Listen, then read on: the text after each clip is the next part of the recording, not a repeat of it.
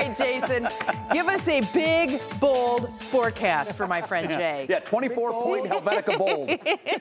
Big, bold, and italics. You know what? How about this font here? Okay, yeah, is this big enough? I can read that. All right, folks, let's talk about the forecast. Here's what you need to know when we start to look ahead of what's going to happen in this forecast. We have rain, we have wind, and we have some cooler conditions coming on in with that unsettled weather pattern that is just hours away. It is crawling through the area right now, mainly to the mid-Mississippi River Valley area. By the time we wake up tomorrow morning, yes, we'll have some rain showers. Perhaps even a couple rumbles will be moving through with breezy winds as well as 50s widespread. So this is a south moving to north system as opposed to a west moving towards east system. But you can see now through Saturday afternoon, this is going to be really a rainmaker that is going to add a little bit more to the bucket than what we're used to, at least for this time of year. And it's going to be sort of periodic for days on end.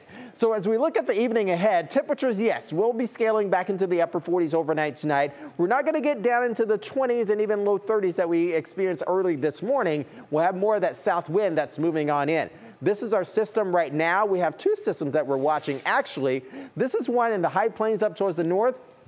One thing that is really interesting with this system, it really becomes an event for us to deal with once we get into next week. This is the system that arrives for tomorrow, leading towards Saturday, even moving into Sunday. So as it makes a beeline into northeast Ohio, once we get into the overnight hours and tomorrow morning, that's when we start to increase our rain shower activity. For now, savor the goodness that we have outside, mid-50s across the region. We have a lake breeze northeast at around 10 to 15 miles per hour, so we're still below the mark in terms of our average daytime high temperatures.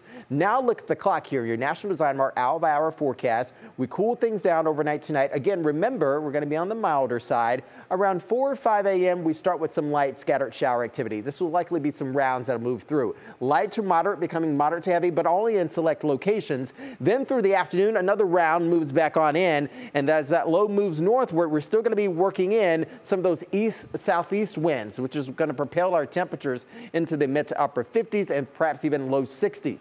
Once we get into Saturday, the low is still trying to crawl northward. We'll have a few breaks throughout the day, and then another round moves back in later Saturday night, heading in towards Sunday. Again, we're expecting some rumbles out of this, as well as breezy winds, 15 to 20 plus miles per hour. Here's your Union Home Mortgage 7-day outlook. Coolest days look to be Monday and Tuesday. This is when that next system arrives here that will marry with the two here. Once we get into Wednesday and the Thursday, high pressure moves back in. We start to taper off in our shower activity and warm things back up.